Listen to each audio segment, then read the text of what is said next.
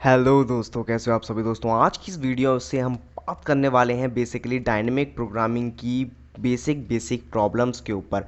पिछली वीडियोस में हमने डायनेमिक प्रोग्रामिंग की थ्योरी पार्ट को कंप्लीट कर लिया था, बेसिक क्लियर करे थे, टैबुलेशन मेथड, मेमोराइजेशन मेथड, क्या क्या किस तरह से हम डायनेमिक प्रोग्रामिंग का यूज़ करते हैं, हम क्यों डायनेमिक प्रोग्रामिंग को पढ़ते हैं, वो सब हमने पिछली वीडियोस में क्लियर कर लिया है। अगर आपने वो वीडियोस नहीं देखी हैं तो उनको जाकर चेकआउट करिए ताकि आपके बेसिक डायनेमिक प्रोग्रामिंग के क्लियर हो सकें और आप इस वीडियो से हर प्रॉब्लम को समझ सकें।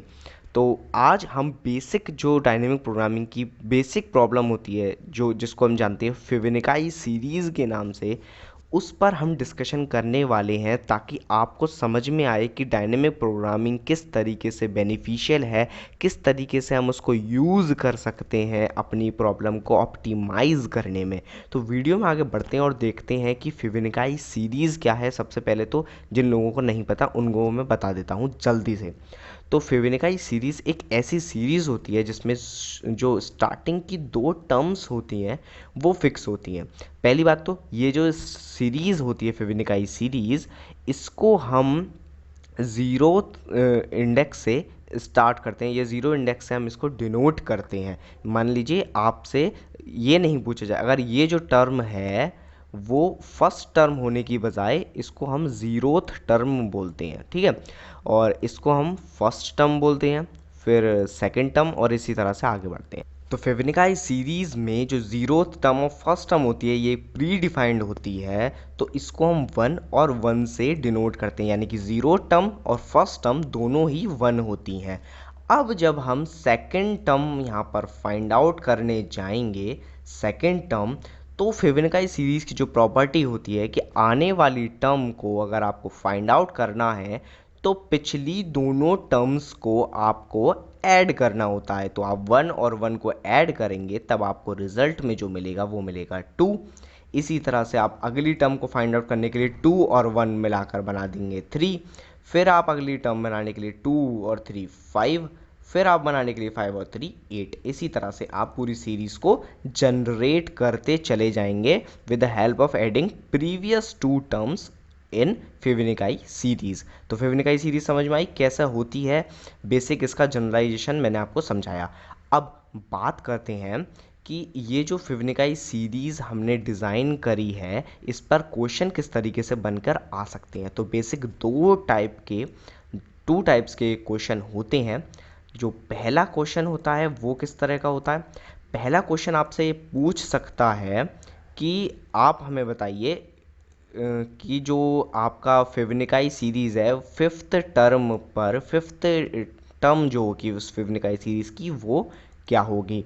या फिर आपसे इस तरीके का क्वेश्चन पूछ सकता है कि फिफ्थ टर्म तक के सारे फिबोनाची सीरीज़ को प्रिंट करा दीजिए, यानी कि one two three four five यहाँ तक की सीरीज़ को या तो प्रिंट कराने को बोल सकता है आपसे, या फिर फिफ्थ टर्म पर जो वैल्यू है यानी कि फाइव उसको प्रिंट कराने के लिए बोल सकता है। तो दोनों ही प्रॉब्लम वैसे तो बेसिकली आप जब लॉजिक देखेंगे तो दोनों सेम है, बट अगर आप उनके कंसेप्ट पर देखेंगे तो बस आपको आउटपुट में दिक्कत आएगी, मतलब आउटपुट डिफरेंट होगा, लेकिन आपको कंप्यूटेशन सेम करनी होगी दोनों ही प्रोग्रामिंग में, क्योंकि दोनों ही कॉन्सेप्ट में। तो देखिए, अगर आपको फिफ्थ टर्म प्रिंट करानी है तब भी आपको यहाँ तक तो पहुँचना होगा ना, तभी आप प्रिंट करा सकते हैं। और अब जब यहाँ तक आप पहुँच रहे हैं तो आप उनको चाहे प्रिंट कराइए, तो वो आपकी प्रॉब्लम नंबर टू हो गई। और अगर आप प्रिंट नहीं करा रहे हैं, डायरेक्ट कंप्यूट कर रहे हैं, तो वो आपकी प्रॉब्लम नंबर वन हो गई। ठीक है, तो ये क्लियर हो गया, दो तरह की प्रॉब्लम होती है। ठीक है, अब बात करते हैं कि हम इसको बेसिकली अप्रोच कैसे कर सकते हैं। तो देखिए, सबसे पहले जो है आप इसको सब प्रॉब्लम में भी तोड़ सकते हैं। आप चाहे इसको इटरेशन से कर सकते हैं, आप इसको रिकर्जन से कर सकते हैं। तो हम बेसिकली रिकर्जन की बात करते हैं। तो देखिए, फॉर्मूला अगर हम जनरेट करें तो आप किसी भी एन टर्म की वैल्यू को फाइंड आउट करने जब जा रहे हैं तो आप बेसिकली कर क्या रहे हैं, आप उसकी एन माइनस वन यानी कि उससे एक previous value plus F of N minus two value, आप ये कैलकुलेशन बेसिक कर रहे हैं। आप नेक्स्ट टर्म को फाइंड आउट करने के लिए, या जो भी टर्म आपकी है। तो मान लीजिए कि एग्जांपल के लिए हमने ले लिया एफ ऑफ 5, ठीक है। एफ ऑफ 5 के लिए हमने कैलकुलेट करना शुरू करा। तो बेसिकली हम क्या करेंगे, एफ ऑफ 5 के लिए हम दो फंक्शन कॉल करेंगे, एफ ऑफ 4 और एफ ऑफ 3, ठीक है। अब एफ ऑफ 4 के लिए हम क्या कॉल करेंगे, एफ ऑफ 3 और एफ ऑफ 2। एफ ऑफ 3 के लिए हम क्या कॉल करेंगे, एफ ऑफ 2 और एफ ऑफ 1। ये सेम रिकर्जन ट्री मैं आपको पहली वीडियो में भी समझा चुका हूँ थ्योरी पार्ट में, तो वहाँ पर मैंने आपको डिटेल में भी समझाया था, ठीक है। तो मैं एक बार और समझा दे रहा हूँ जल्दी जल्दी, ठीक है।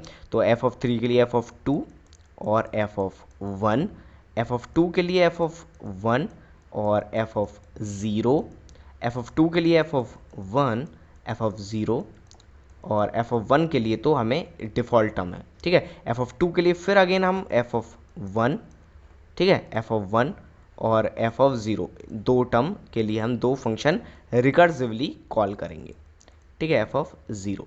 अब एफ ऑफ 1 और एफ ऑफ 0 तो हमें पता ही है कि ये 1 होते हैं हमेशा, ठीक है। तो ये आपकी बेसिक रिकर्जन ट्री बन गया। अब अगर आप यहाँ पर एक नोटिस करें तो वैसे तो इसकी अगर टाइम कॉम्प्लेक्सिटी की बात करें तो वो होगी आपकी एक्सपोनेंशियल टाइम में ये जाएगा, क्योंकि आप हर एक को कॉल कर रहे हैं दो बार, तो ये 2 की पावर जो भी टर्म होगा उसमें चला जाएगा, यानी कि यहाँ पर 5 है तो ये 2 की पावर 5 हो जाएगा। अब बेसिक अगर आप बात करें तो आप कुछ देख सकते हैं, यहाँ पर कुछ ऑब्जर्व अगर करें तो एफ ऑफ 3 आपने यहाँ पर भी कैलकुलेट करा है, यहाँ पर भी कॉल करा है, एफ ऑफ 3 को यहाँ पर भी कॉल करा है, एफ ऑफ 2 को यहाँ पर भी कॉल करा है, एफ ऑफ 2 को यहाँ पर भी कॉल करा है, ठीक है। इस तरीके से आप अगर बड़े प्रॉब्लम को सॉल्व करेंगे, एफ ऑफ 11, एफ ऑफ 12 को सॉल्व करेंगे, तब आप देखेंगे कई सारी ओवरलैपिंग प्रॉब्लम्स यहाँ पर जनरेट हो रही हैं। मतलब इन प्रॉब्लम्स को जो आप बार बार सेम प्रॉब्लम को कॉल करा रहे हैं उनको हम बोलते हैं ओवरलैपिंग प्रॉब्लम। तो बेसिकली जहाँ पर भी ओवरलैपिंग प्रॉब्लम आई थी वहाँ पर आप यूज़ कर सकते हैं डायनामिक प्रोग्रामिंग को। डायनामिक प्रोग्रामिंग का मतलब ही है आपकी ओवरलैपिंग प्रॉब्लम्स को ऑप्टिमाइज़ करना, ठीक है। तो ये बात आपकी क्लियर हुई आपको। अब आपको प्रॉब्लम स्टेटमेंट समझ में आ गया होगा, आपको बेसिक समझ में आया होगा कि ये रिकर्जन से हम सॉल्व कैसे करेंगे, आपको समझ में आया होगा कि रिकर्जन में दिक्कत क्या आ रही है, टाइम कॉम्प्लेक्सिटी बढ़ रही है। क्यों बढ़ रही है? क्योंकि हम एक ही फंक्शन को कई बार कॉल करा रहे हैं बेफजूली में। अब अगर आप यहाँ पर ऑब्जर्व करें कि डायनेमिक प्रोग्रामिंग का बेसिक कंसेप्ट क्या है। अगर आप एफ ऑफ 3 को किसी एक मेमोरी लोकेशन में स्टोर करा देते हैं तो अगली बार जब आपको एफ ऑफ 3 कॉल कराना होगा तो आप rather than calling the same function आप क्या कर सकते हैं, आप इस पर्टिकुलर मेमोरी एड्रेस से उस वैल्यू को फैच कर कर यहाँ पर रख सकते हैं। तो उस वैल्यू को फैच करने के लिए आपको बिगो ऑफ 1 टाइम लगेगा, बट यहाँ पर आपको F of 2, F of 1, F of 1, F of 0 यहाँ पर आपको 2 की पावर n एक्सपोनेंशियल टाइम लग रहा है। समझ में आया आपको कि कंसेप्ट क्या है। आप किसी भी एक वैल्यू जो एक से ज़्यादा बार कॉल हो रही है तो उसको आप रेदर देन दोबारा कॉल करने के आप उस वैल्यू को किसी मेमोरी एड्रेस पर स्टोर करा दीजिए। अब रैंडमली आप किसी मेमोरी एड्रेस पर तो स्टोर करा नहीं सकते, तो बेसिक कंसेप्ट क्या होगा, आप एक एरे ले सकते हैं। We can take an array which will start from 0 और उसका जो लास्ट इंडेक्स होगा वो होगा हमारा n, जो भी पर्टिकुलर आपकी वैल्यू है, ठीक है, n। अब आप क्या कर सकते हैं, आप 0 पर 1 फिल कर दीजिए, ठीक है। आप 0 पर डायरेक्टली बिना कुछ सोचे 1 कर दीजिए क्योंकि ये प्री डिफाइंड है। आप 1 इंडेक्स पर भी 1 कर दीजिए, ठीक है। आप 1 इंडेक्स पर भी 1 कर दीजिए। जो ये इंडेक्स आ रही है वो 1 और 2, जैसे एग्जांपल के लिए हम n की जगह पर 5 ले लेते हैं सिंपलिसिटी के लिए, ठीक है। तो आपको ज़्यादा क्लियर हो जाएगा। तो यहाँ पर हो गया ये 5, ठीक है। तो उसके बाद ये हो गया 3 और यहाँ पर आ गया 4।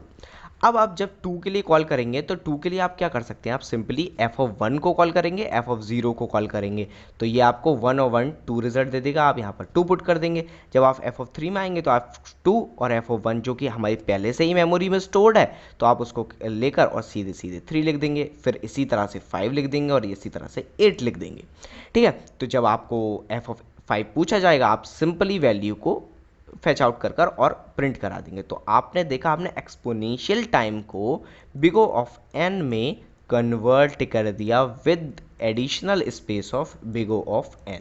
ये आपका है कि आपकी space complexity rather then in recursion आपकी स्पेस कॉम्प्लेक्सिटी बढ़ जाएगी। वैसे तो रिकर्जन में भी आपकी कॉम्प्लेक्सिटी बढ़ती ही है। क्यों बढ़ती है? क्योंकि आप ये जो रिकर्जन के कॉल्स होते हैं वो एक स्टैक में, आपके डिफ़ॉल्ट एक स्टैक होता है उसमें स्टोर होते हैं, जिसमें आपकी मेमोरी इंटरनली, आपको एक्सटर्नली नहीं दिखेगी बट इंटरनली वो आपकी यूज़ में आती है। अगर आप इसको सिंपल यूज़ करते इटरेशन मेथड से तो हो सकता था आपकी स्पेस कॉम्प्लेक्सिटी कम हो जाती। ठीक है, तो आपको बेसिक कंसेप्ट समझ में आया होगा कि डायनेमिक प्रोग्रामिंग को आप कैसे रिकर्जन प्रॉब्लम्स में यूज़ कर उसका टाइम को रिड्यूस कर सकती है। क्योंकि देखिए आज के ज़माने में आपके पास स्पेस कॉम्प्लेक्सिटी की इतनी दिक्कत नहीं होती, आपके टाइम कॉम्प्लेक्सिटी आपको ऑप्टिमाइज आपका प्रोग्राम होना चाहिए। वैसे तो स्पेस कॉम्प्लेक्सिटी अगर आप कम कर सकते हैं तो अच्छा है, लेकिन अगर आप स्पेस का कॉम्प्रोमाइज़ कर आप टाइम को कम कर रहे हैं तो वो ज़्यादा अच्छा होता है। ठीक है, तो बेसिक आपको समझ में आया होगा फिबोनाची प्रोग्राम। ये वैसे आपको प्रोग्राम तो आपको पता होगा,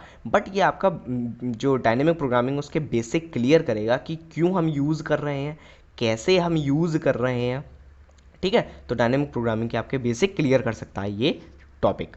इसी तरह से हम धीरे धीरे सब प्रॉब्लम्स को, जो छोटी छोटी प्रॉब्लम्स होती हैं उनके ऊपर डिस्कशन करेंगे डायनेमिक प्रोग्रामिंग के। तो उसके लिए चैनल को सब्सक्राइब कर बेल आइकन को प्रेस कर दीजिए ताकि आने वाली वीडियोस की नोटिफिकेशन आप तक पहुंच सके और डायनेमिक प्रोग्रामिंग से रिलेटेड कोई भी टॉपिक को आप मिस नहीं कर पाएँ। तो धीरे धीरे स्टेप से बढ़ते बढ़ते हम बड़ी बड़ी जो फेमस प्रॉब्लम्स है, कॉइन चेंज प्रॉब्लम जो मैं डिस्कस कर चुका था, लेकिन मैंने देखा कि काफ़ी सारे लोगों को वो समझ में नहीं आ रही हैं, तो मैंने आपको बेसिक से लेकर हायर लेवल तक हम बॉटम अप अप्रोच को यूज़ करते हुए क्लियर करेंगे डायनेमिक प्रोग्रामिंग को। ठीक है, तो अगर आपको ये वीडियो अच्छी लगी तो इसे लाइक कीजिए, अपने दोस्तों के साथ शेयर कीजिए, कमेंट में मुझे बताइए अगर आपको कोई दिक्कत हो या आप कौन सी प्रॉब्लम में फंस रहे हैं डायनेमिक प्रोग्रामिंग के। मेरे चैनल को सब्सक्राइब करके बेल आइकन को प्रेस कर दीजिए ताकि आने वाली वीडियोज़ की नोटिफिकेशन आपको मिल सके। ठीक है, तो मिलते हैं आपसे अगली वीडियो में, तब तक के लिए गुड बाय।